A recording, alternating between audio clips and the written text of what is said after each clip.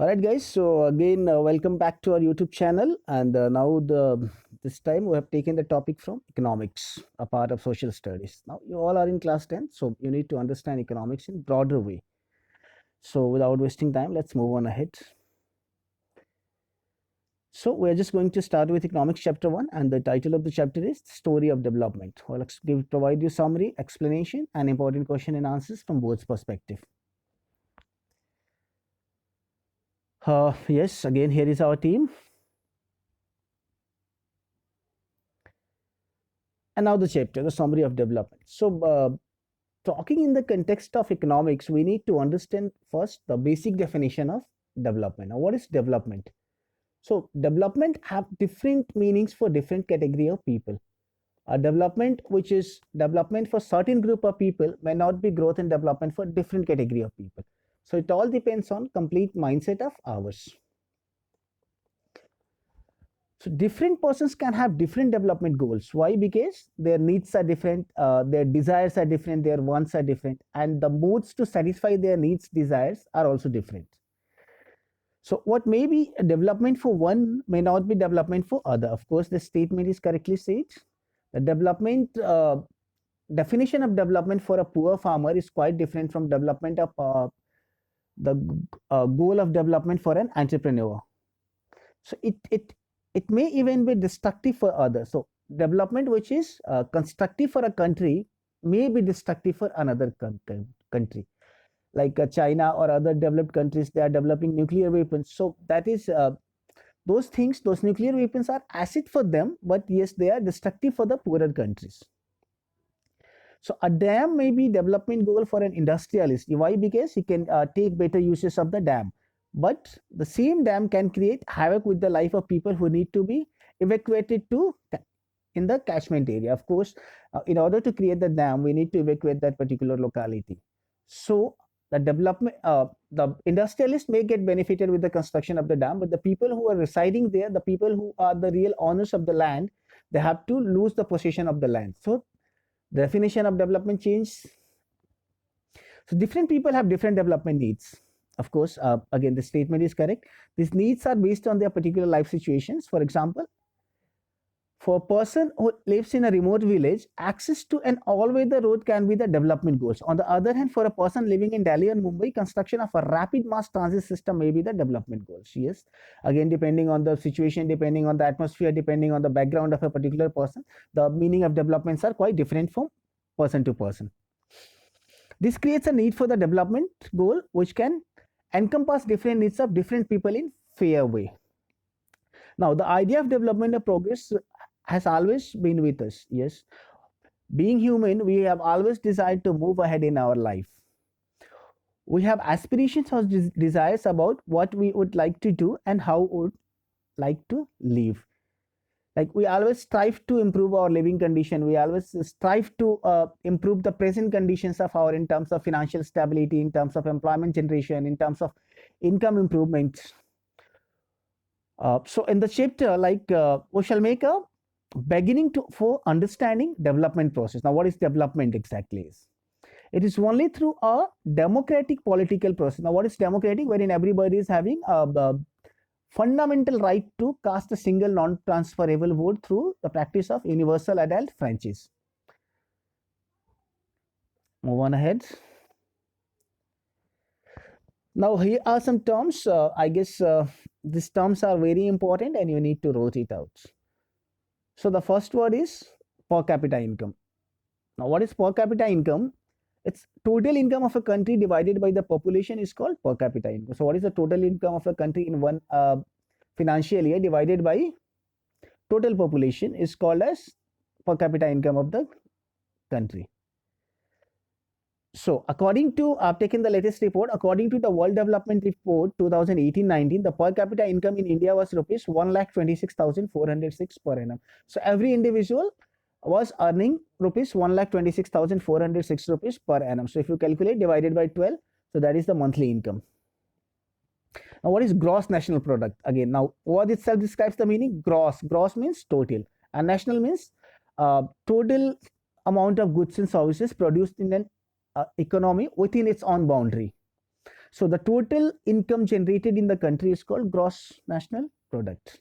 Now, next is GDP. What is gross domestic? Now, this is very important, and those who are particularly ambitious to take commerce, they need to focus on its gross domestic product. The total income generated in a financial year in a country minus the income generated by exports.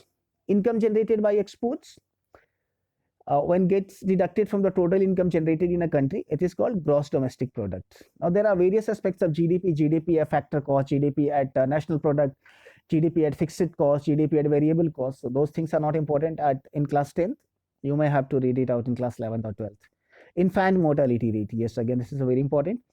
The number of children who die before completing 1 years of age out of 1,000 births taken in that financial year is called infant mortality rate. The lesser figure is a better indicator of development. So the less amount of children under the age of 1 year died in one financial year is a better indicator of better infant mortality rate. And this is an important parameter as it shows the quality and the extent of availability of healthcare in a country. Of course, the infant mortality rate completely depends on the availability of healthcare, like what type of healthcare are being provided to the pregnant women, what kind of food and nourishment supplements are being getting delivered to the children's born and they are living under the age of 1 year.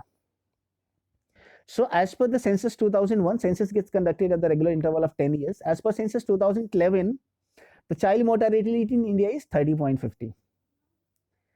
Now, male to female ratio, number of female per thousand male is called sex ratio. So how many females are there who are surviving out of 1,000 males in that particular area, in that particular country, in that particular district is called male to female ratio. A lesser figure shows society's aversion to a girl child and worse condition of women in a society. Like Haryana is the biggest example wherein sex ratio is very critical. Though it's improving nowadays. As per census 2011, the sex ratio in India is 940 per 1,000 men. So 940 females were available per 1,000 males.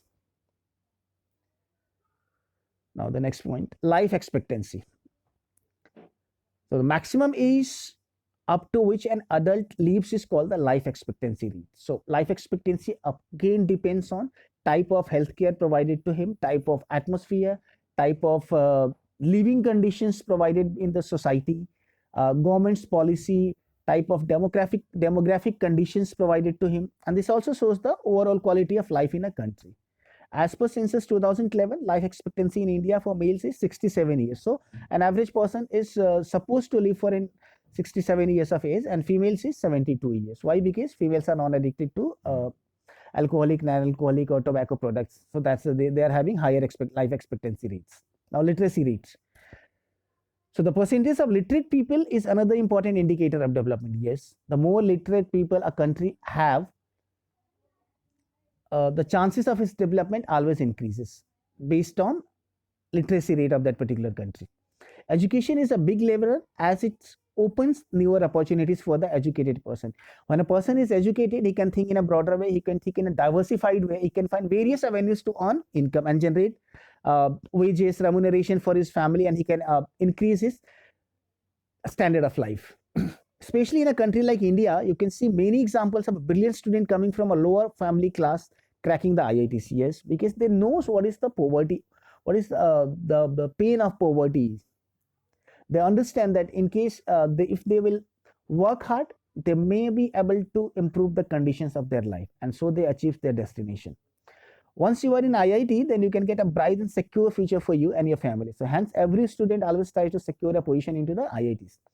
And as per census 2011, literacy rate in India was 74%, and Kerala having the highest literacy rates.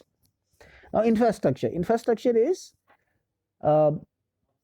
combined together roads, railways, airports, ports, power generations. They are called lifelines of the nations, and it all are parts of infrastructure itself. A better infrastructure ensures a better economic activity leading to overall prosperity. Why? Because a country's prosperity is basically dependent on the infrastructure provided by the government. Why? Because now suppose there is a factory located in an isolated area, and the products which are getting manufactured in that factory is not getting delivered, not getting exported to other parts of the country. So there won't be any profit sharing for the entrepreneur, and ultimately he need to close down the venture, the organization. Now, the growth and development. It's very important to understand the basic fundamental difference between economic growth and economic development. So, concentrate here. Countries' general economic health can be measured by looking at the country's economic growth and development. And a country's economic growth is usually indicated by an increase in the country's gross domestic product. So, what is gross domestic product? We all are already aware. Total amount of goods and services produced in a financial year. Generally speaking, gross domestic product is an economic model that reflects the value of a country's output. So, the higher the GDP is, the prosperity of the country would be higher. A country's GDP is total monetary value of the final goods and services produced in that country over a specific period of time. Now, you need to understand between intermediate goods and final goods. Now, take an example. Sugarcane when produced in the farm and when it is getting sold to a retailer, it is an intermediate goods. But when the sugar gets made out of that sugarcane and it's ready for the final consumption, so the value of sugar gets added in the gross domestic product, not the value of sugarcane. That is known as double counting. So, economic growth is a broader way, and economic development, a country's economic development is indicated by an increase in citizens' quality of life. Quality of life is often measured using the Human Development Index, which is also called as HDI, which is an economic model that considers intrinsic personal factors not considered in economic growth, such as literacy rate, life expectancy, and poverty rate. So, what is the life literacy rates of a society? What is the life expectancy of that particular area, and the poverty rates available? So, these are the basic difference between economic growth and development. Don't get confused, guys.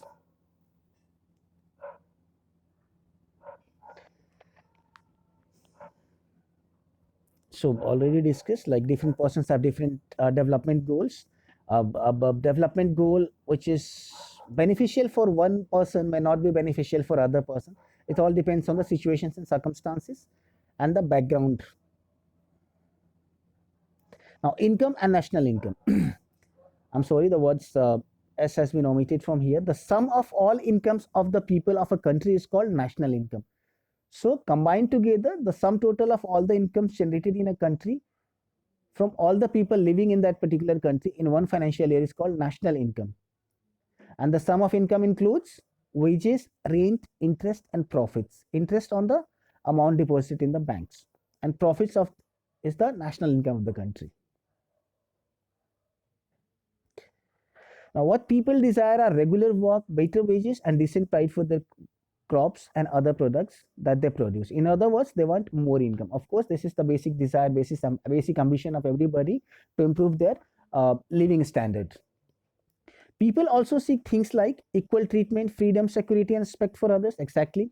Everybody is looking to get equal treatment, freedom, security, and respect in the eyes of laws, respect in the eyes of neighbors. In some cases, there may be more important than more income or more consumption, because material goods are not at all that needs to live. Yes, those things which are touchable, only those things are not required for survival. But yes, we do need certain intrinsic value. We do need to have respect in the society. We do need to have prestige in the society. Money or material things that one can buy with it is one of the factors on which our life depends on non-material things mentioned above. So besides material things, yes, money is also an integral part of for the survival of mankind. There are many things that are not easily measured, but they mean a lot to our lives. Yes. However, it would be wrong to conclude that what cannot be measured is not important. Those things which are not visual, which are not getting appeared in front of our eyes, it doesn't mean that those things are not having any importance. So we need to consider those things also for the benefit of our life. So the development goals that people have are not only about factor income, but also about better incomes, but also and important things in life. So it's not about the income generated by working for certain period of time, 8 hours or 12 hours, but this is also having a better standard of life, a better way of living. Now, national development. This is a very important thing. A country's development is required because only through the development of the country, people can expect their own developments. So it is very important to keep in mind that different persons could have different as well as conflicting notions of a country's development.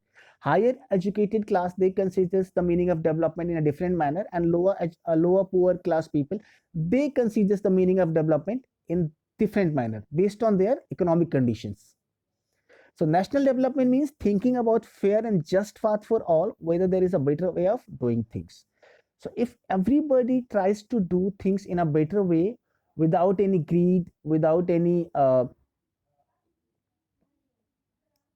confusion, without any hatred towards the mankind, that is called as national development.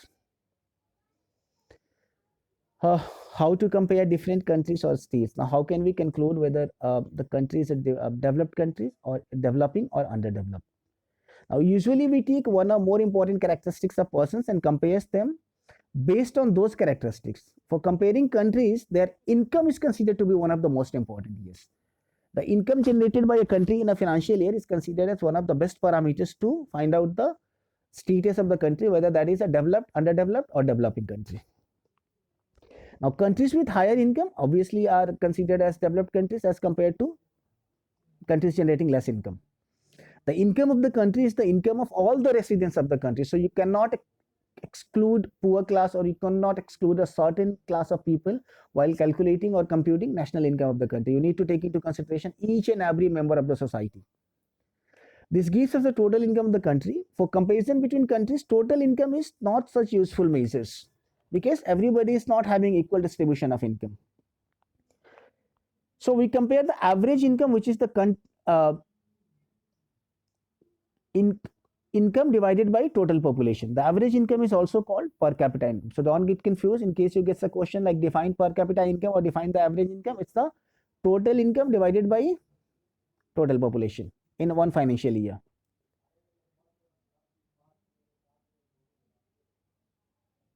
Now, this data has been taken from your book. Countries with per capita income of USD 12,736 per annum and above in 2018 are called rich countries, and those with per capita income of USD 1570 or less are called low income countries.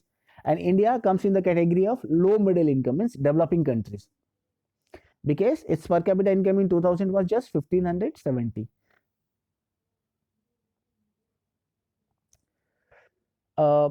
When you'll move into class 11, 12th or graduation, you need to read the book, separate book on money, banking and public finance. So money in your pocket cannot buy all the goods and services that you need to live well. That's correct.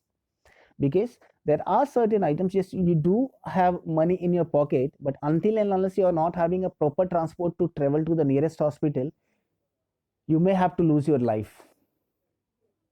In case the grocers are not ready to sell you, and despite of the fact that you are having ample or sufficient amount of money at your disposal, you won't be able to buy out grocery items. So again, you have to lose your life. So money alone is not sufficient for the survival. Income by itself is not a completely adequate indicator of material goods and services that citizens are able to use. Yes, besides income, the value, the prestige, the emotions, feelings, everything needs to get into consideration for the development of the society, development of the people. And if a particular person gets developed, then only he can contribute towards the growth and development of his nation. Normally, your money cannot buy the pollution-free environment. Absolutely true. Whether it's a wealthy person or whether it's a poor person, nobody can buy a pollution-free environment or ensure that you get unadulterated medicines. You don't have any control over medicines productions. Now, money may also not be able to protect you from the infectious disease unless the whole of your community takes preventing steps. And the live example is Corona. There are so many developed countries like US, UK, Australia, Canada, Italy, but still they are not able to have control over the situation. Why? Because they have not developed any vaccine, though they are having a sufficient amount of income at their disposal, but still they are not able to find out a proper solution. So here we can conclude that money alone is not sufficient for the national growth and development of a particular country. Now guys, human development. What is human development? This is crucial and very important topic. Development of an individual in such a way that he can able to earn and fulfill his materialistic desire. Now what is materialistic desire? Those things which are material in count, like those things which are touchables, those are called materialistic desires. Human Development Index is a statistical composite index of life expectancy. So HDI, Human Development Index, it comprises of life expectancy, education, and per capita income, which are used to rank countries into 4 tiers of human development. A country scores a higher HDI when the lifespan is higher, when the education level of that particular country is higher, and the gross national income and the per capita income is higher, then we can say that the country is ranking higher in the index of HDI, Human Development Index. Now, the term Human Development Index is again important to note it here. It was developed by Pakistani economist Mahbub ul Haq and Indian economist Professor Amartya Sen, who was being awarded with the Nobel Prize in Economics, and was further used to measure a country's development by the United Nations Development Program. Now, this is the agency which computes Human Development Index at the regular interval of time. And here I've shown the graph, like what are the factors considered while calculating Human Development Index. Life expectancy at birth, life expectancy index, expected years of schooling, mean years of schooling, what is the education level of the particular person, gross national income per capita, like what is the gross national income of per capita in a particular financial year, and gross national income index. So compounding together, we calculate Human Development Index. Now, sustainability of development. So before moving ahead, we need to understand what is sustainable development. So economic development that is conducted without depletion of natural resources. So we are not supposed to deplete the natural resources available to us free of cost by the nature.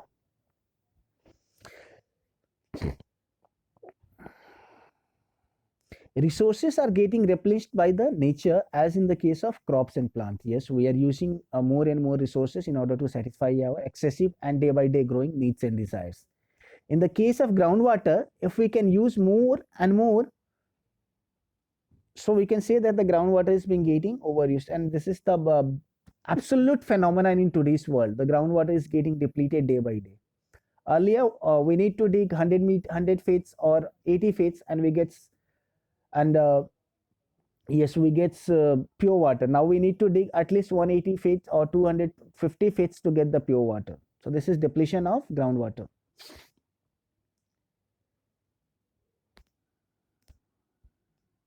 So consequences of environment degradation do not respect national or state boundaries. Environmental degradation is nowadays considered as an international issue. So this is not only prevalent in a particular country, but instead it has been widespread across the globe.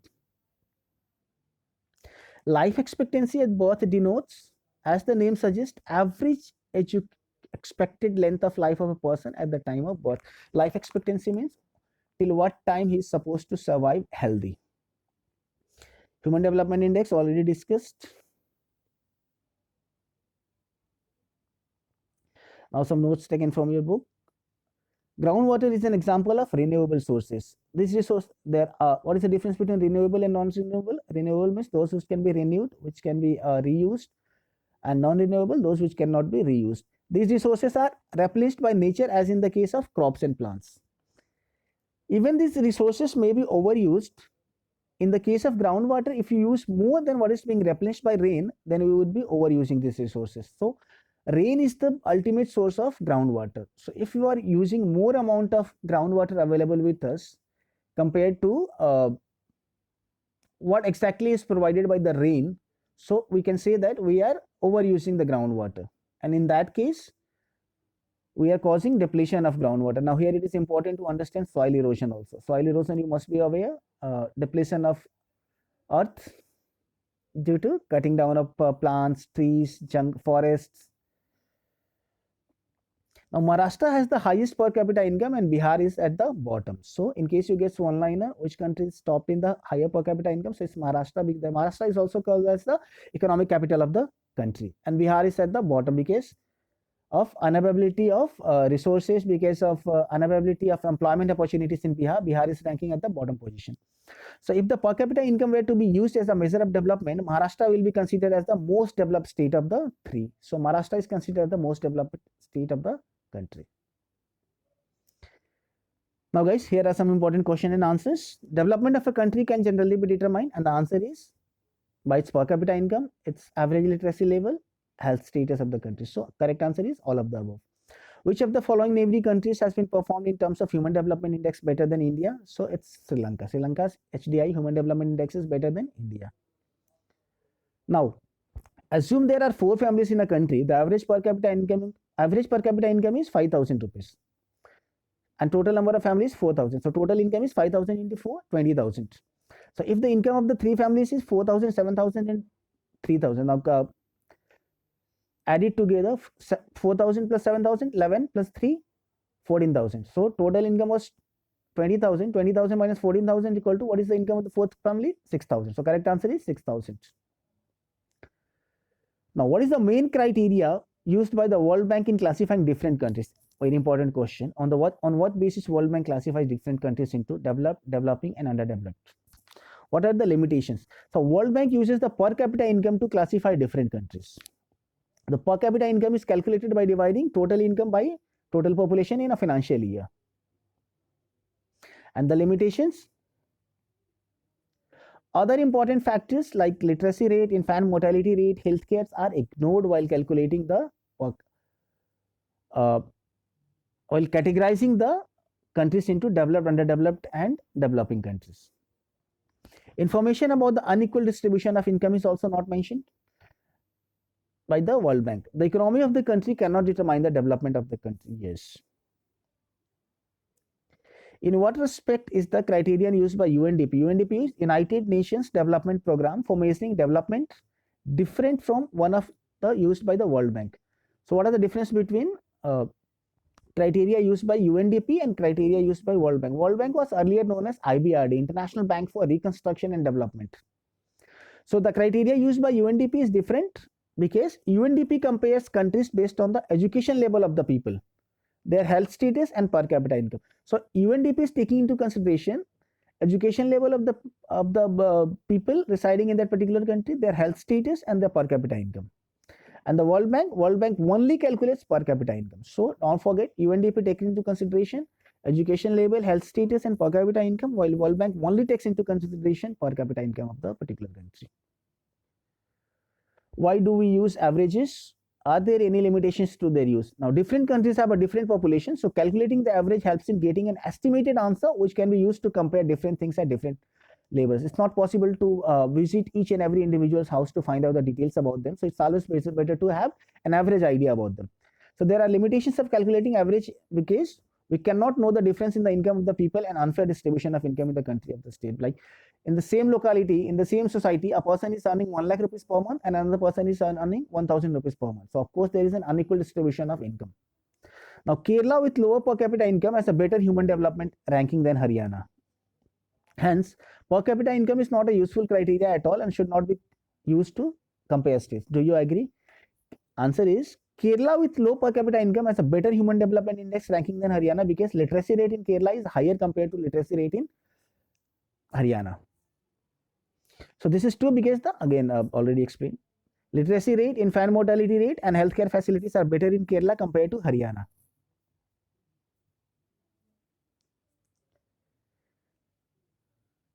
Find out the present source of energy that are used by the people in India.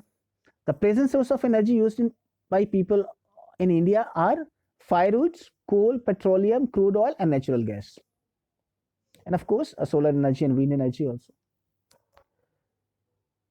Important question, guys. Why is the issue of sustainability important for development? Now, sustainable development refers to using natural resources in a manner so that they can be used by the present and future generations. Like we are not supposed to deplete it out and satisfy our wants only, but we need to protect them to be used by our future generations also.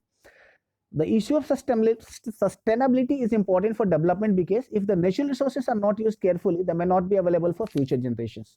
So we are not supposed to deprive our future from the natural resources. The depleting resources of a country may ultimately result in lack of development of the country. So if the future generations will not be having possession of natural resources, even if we would get called developed country in today's arena, future would be much black.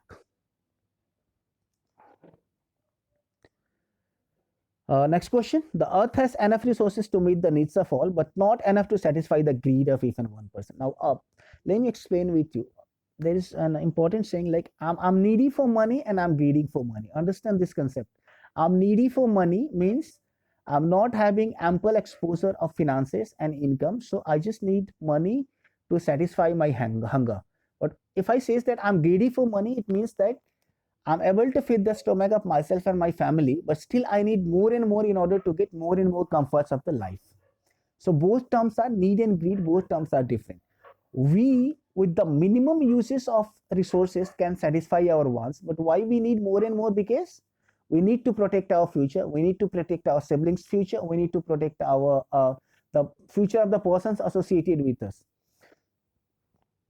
So development not just depends on the economic factors of a country, but it's also dependent on resources that are available for the people of a country to use.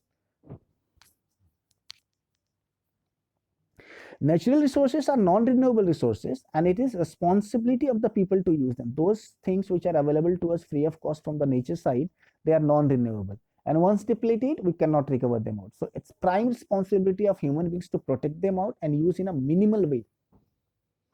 If natural resources are not used wisely now, the future generations may not be able to use them for their needs, which will result in the downfall of development of a country. Now, list a few examples of environmental degradation that you may have observed around us. Now, what are the various environmental degradation caused by humans? So, pollution caused by vehicles and excess use of fuels in vehicles. Industrial waste collected in residual areas and discarded into water bodies. Yes. Deforestation, mining, and soil erosion. Now, can you guess why around one-fifth of the people in the country are undernourished, even though it is argued that there is enough food in the country? Very important question. Now, one-fifth population of the country are undernourished, even though it is argued that there is enough food in the country because of the undermentioned reason. Disparity in the distribution of food grains by the public distribution system. Though government have issued ration cards between its citizens in the society, but still uh, the ground reality is the persons who are wealthy, they are having access to ration cards, and the persons who are really in need, they are not having access to ration cards. So again, we can say that unequal distribution of public distribution system. So there is a big difference between implementation of the policy and making of the policy, guys. You need to understand. Government always makes policy for the benefit of the people, and the moment it reaches to the administrators for the implementation, it starts lacking in distribution. Nutritious food cannot be afforded by the poor population in the country. Yes, nutritious foods are highly costly. So an average person who is earning 3,000 or 4,000 or 5,000 rupees, he cannot afford to buy nutritious food at the cost of keeping his family hungry. So his first desire is to satisfy the hunger of his family members instead of buying comforts for them. Educational backwardness of the people results in unemployment, because of which people cannot afford the basic necessity of food. Yes. Illiteracy is again an important factor which is responsible for unequal distribution of food and income. Those persons who are illiterate, who are not highly educated, they may not be able to think in a critical way. They may not able be. They won't be able to think in a broader way to understand what is important and vital for them today. May not be important and vital for them for the coming days. And there is no proper distribution of ration at the fixed price store. So if somebody visits today, they says that you need to come tomorrow, and again tomorrow that person has to attend his factory meetings or go out to work, have some wages, or to find some work to feed the stomach of the family members. So we cannot blame the those particular persons only, but it's the complete failure of the system itself. So that's all, guys. These were the only important things, and let me see if there is something I'm missing in your book, from your book.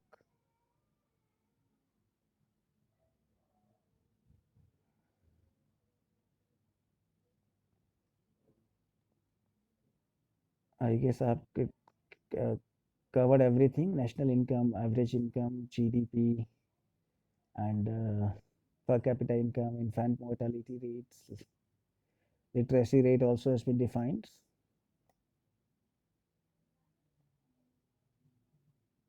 And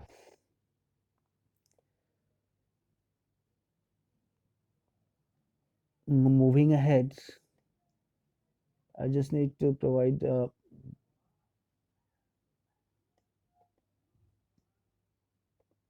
some brief synopsis.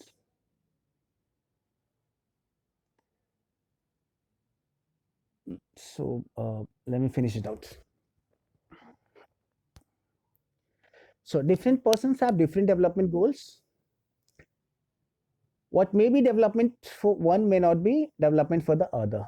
So it may be even destructive for the other person. And besides seeking more income, one way or the other, people also seek things like equal treatment, freedom, security, and respect for the other. Similarly, for development, people look at a mix of goals. The development goals is that people the development goals that people have are not only about better income but also about their important things in the life, materialistic and non-materialistic things. So it's very important to keep in mind that different persons could have different as well as conflicting notions of a country's development depending on the background they are from. For comparing countries, the national income is considered to be one of the most important parameters and attributes. Countries with higher income are categorized as developed countries, and with the lower income are categorized as underdeveloped countries. Per capita income or average income are the same term. It's a measurement of average income earned per person in a given area in a specific period. So, and it's divided by area's total income by total population in a financial year. So that's all. And infant mortality rate already discussed. Literacy rate I have already discussed. Now, one important thing I'm just missing: net attendance ratio. So net attendance ratio is total number of children of age group 14 and 15 years attending schools as a percentage of total numbers of children in the same age group. So those students who are between the age group of 14 and 15 and going to the school divided by total number of students, total number of youngsters surviving in that particular country between the age of 14 and 5 years not going to school. Public facilities, again, it's an part of infrastructure itself. Human Development Index, already discussed. Per capita income discussed. Yes. So let's conclude it out. Thank you all guys for sparing time and watching our YouTube channel. In case you have certain questions, you can ask in the comment box. And thank you once again for spending time. Good day, guys.